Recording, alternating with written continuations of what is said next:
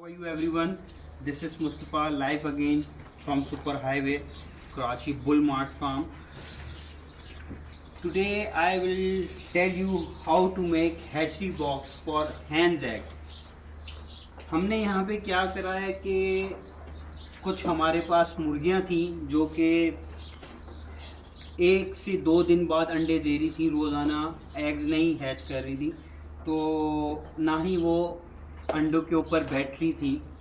तो मैंने YouTube से ही ट्यूटोरियल उठा के उसके ऊपर स्टडी करी और वैसे देखा कि क्या करा जाए कि ये जो हमारे अंडे हैं इनको सेव किया जाए, how to save eggs and hatch the eggs. तो मैंने प्लान ऐसे ये किया कि हमारे पास जो फार्म्स के ऊपर वुड्स के अंदर बने हुए प्लास्टिक्स के अंदर इलेक्ट्रॉनिक अंडे हैच कराने के लिए आते हैं बॉक्सेस या इलेक्ट्रॉनिक बॉक्स होते हैं जिसके अंदर एक टेम्परेचर के अंदर अंडों को रखा जाता है। तो उनको देखते देखते मैंने बोला कि क्यों ना कि हम कुछ बनाएं ऐसा कि हम खुद हैच कराएं एग्स को, और मुर्गी अंडे दे रही है वो नहीं बैठती तो हम उसको एज ए प्लान करें कि इस तरह हम करें। तो मैंने YouTube से जो देखा समझा, उसके बाद मैंने कहा कि चलो खुद कुछ बनाया जाए। तो मैंने करा कि हमारे पास स्क्रैप के अंदर जो कि कोल्ड ड्रिंक को ठंडा रखने के लिए बॉक्स यूज़ होता है, फाइबर का होता है, ठीक है, सिलोन मैन के नाम से होता है ये फाइबर। ये हमने स्क्रैप से उठाया, ये बॉक्स ये फाइबर में बना होता है जो कि बोतलों को ठंडा रखता है। तो फिर मैंने सोचा कि यार इसकी एक टेम्परेचर होता है, उसको हमने नोटिस किया। फिर उस टेम्परेचर को मैंने देखा कि मौसम के लिहाज से बॉक्स के अंदर भी 30 सेंटीग्रेड रहता है और ठीक है, इस मौसम के लिहाज से सही है। जो कि मैंने YouTube से देखा, उसके अंदर उन्होंने एक फाउंडर थे, उन्होंने बताया कि जो आपका जो नीचे का जो टेम्परेचर है वो 100 रहना चाहिए और जो ऊपर का वेदर के एनवायरनमेंट के हिसाब से वो आपका 60 to 65 रहना चाहिए। तो फिर मैंने एक फ़ाइबर का बॉक्स लिया और उसका टेम्परेचर नोटिस किया, तो उसका टेम्परेचर था कोई 28 to 27 सेंटीग्रेड बाहर का, ठीक है। तो उसके बाद मैंने ऐसे प्लान किया कि मैंने एक फ़ाइबर का बॉक्स लिया, उसके अंदर का टेम्परेचर देखा जो कि 30 था, और उसके बाद मैंने वहाँ से एक होल बनाया और होल बना के मैंने एक 25 वाट का 25 वाट का बल्ब मैंने इसके अंदर इंस्टॉल किया। उसको इंस्टॉल करने के बाद मैंने फ्रिज की, आपके सामने ये देख रहे हैं, ये है, ये थोड़ा हमने शुरू में एक बल्ब लगा दिया था जो कि 100 वाट का था, जिसकी वजह से ये हुआ। हमने कहा शुरू में थोड़ा सा देखें, तो वो हमारी गलती थी। उस गलती को हमने सुधार के 100 वाट का बल्ब हटा के 25 वाट का बल्ब हमने लगाया। स्क्रैप से हमने फ्रिज की ग्रिल ली जिसके ऊपर हमने अपने 40 एग्स रखे, एक सहारा यहाँ से दिया ग्रिल के नीचे से। आपने करना क्या होता है कि आपने इस डब्बे के अंदर नमी पैदा करनी है। अब नमी पैदा करने के लिए आप एक बॉल लें और एक फोम ले लें, कोई भी किसी भी किस्म का फोम जो कि पानी को ऑब्ज़र्व करता हो, ठीक है। और आपने उस बॉल के अंदर फोम डाल के, पानी डाल के आपने डाल देना है, जिससे ये होगा कि वो पानी ऑब्ज़र्व करता रहेगा, पीता रहेगा फोम, और उससे एक नमी बनेगी बॉक्स के अंदर, बंद डब्बे के अंदर।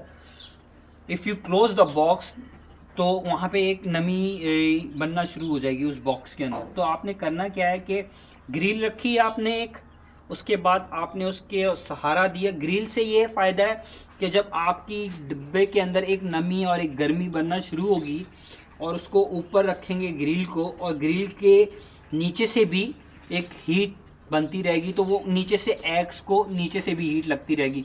आपके पास डिस्टेंस होना चाहिए कोई 2 इंचेस उस बॉक्स के अंदर, एग्स ऊपर रहेंगे तो नीचे से और ऊपर से दोनों तरफ से हीट लगेगी। तो हमने थोड़े कॉटन बर्ड रखे ग्रिल के ऊपर, ठीक है, नीचे से स्पेस दिया 2 इंच का, और इसके ऊपर 40 अंडे रख के एक बॉल रखा, उसके अंदर फोम डाल के पानी रखा जो कि नमी के लिए हेल्प करेगा। 25 वॉट का बल्ब लगाया फाइबर बॉक्स के अंदर, कोने पे एक साइड पे बॉल को रख दिया फोम के साथ, पानी के साथ, ग्रिल रख के उसके ऊपर 40 एग्स रख दिए, 40 एग्स के नीचे कॉटन बर्ड थोड़ी बहुत कि एक वो फीलिंग सी रहे, उसके अंदर गर्म ही रहे। और उसके बाद आपने करना क्या है, आपका जो इसके टेम्परेचर थर्मामीटर से आपने देखना है, एक इलेक्ट्रॉनिक टेम्परेचर थर्मामीटर ले लें, जो कि इसको जब आप बंद करें तो आप जैसे कि देख रहे हैं, करीब आएँ, अभी इसका जो टेम्परेचर है वो है 27। ये कम से कम 30 होना चाहिए, क्योंकि एक डब्बे की अंदर की जो हीट है, डब्बे की जो अंदर की हीट है वो होती है तकरीबन 30 सेंटीग्रेड है, जो कि आपके मौसम के लिहाज से हो रही होती है। तो आप इसके अंदर आप अपना 27 टू 29 30 प्लस कर लें तो 60 हो जाता है। 60 आपने इसका एनवायरनमेंट उसका टेम्परेचर रखना है अंदर का, ठीक है। और जो बाहर का ऊपर का टेम्परेचर है वो आपने रखना है कम से कम कोई 80 टू 90, क्योंकि जब आप गर्मियों में ये काम करते हैं तो वेदर वैसे ही तेज़ होता है, गर्म होता है, तो आपका जो टेम्परेचर है वो ऐसे ही हीट अप कर जाता है बहुत तेज़ी से, क्योंकि गर्मी भी होती है। तो आप अगर इसको 80 टू 90 रखेंगे ऊपर वाले टेम्परेचर को, एफ़ पे जो कि आप देख रहे हैं एफ़ पे, वो है आपका टेम्परेचर 80 टू 90 लेके जाए। ये तो अभी लाइट हमने अभी ऑन करी है तो इसकी वजह से ऐसा रहा है, तो हम इसको 90 लेके आएंगे। और सेंटीग्रेड को, जो गर्मी की सेंटीग्रेड को हम लेके आएंगे 30, अभी 27 हो रहा है। जिस तरह ये अभी कोई 1 घंटे के अंदर या आधे घंटे के अंदर ये 30 हो जाएगा, उसके ऊपर ये नहीं जाएगा। आपने 25 वॉट का बल्ब ही लगाना है, चाहे वो एनर्जी, हमने तो एनर्जी सेवर यूज़ किया है, एनर्जी सेवर की इतनी हीट हो जाती है कि ये 30 तक आराम से आ जाता है। तो आपने कोशिश यही करनी है एनर्जी सेवर यूज़ करें। बल्ब की हीट बहुत ज़्यादा है, मैंने जो देखा कि बल्ब की हीट इतनी हो जाती है, चाहे आप 10 वॉट का बल्ब लगा लें, आप 25 वॉट का, मगर आपने उसको एक पूरा दिन छोड़ दिया या आधा दिन छोड़ दिया, वो भी हीट कर जाएगा बहुत ज़्यादा, उसका टेम्परेचर रेज़ हो जाता है, आपको पता नहीं चल पाता। एनर्जी सेवर का जो बल्ब है, जो कि ऑरेंज कलर में है, वो आपको फ़ायदा ये देगा कि उसकी हीट इतनी नहीं जाएगी ऊपर, ना ही ऊपर नीचे डिस्टर्ब नहीं करेगी आपको। एक कंसीडर हीट एक टाइम पे आके ना वो वहीं तक रुक जाएगी। तो इसके अंदर मुझे एनर्जी सेवर के बल्ब से फ़ायदा ये हुआ है कि वो 30 से ऊपर नहीं जाता, 29 28 30 से ऊपर उसकी हीट जाती नहीं है। पूरे दिन में एक बार आपने रेस्ट देना है, लाइट ऑफ कर दें उसको, लाइट ऑफ करके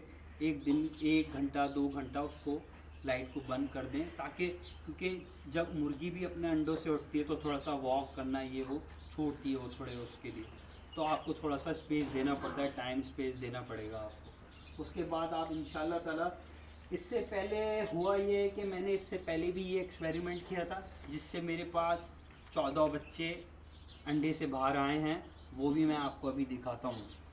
ओके, चलें आएँ, आपको वहाँ लेके चलें।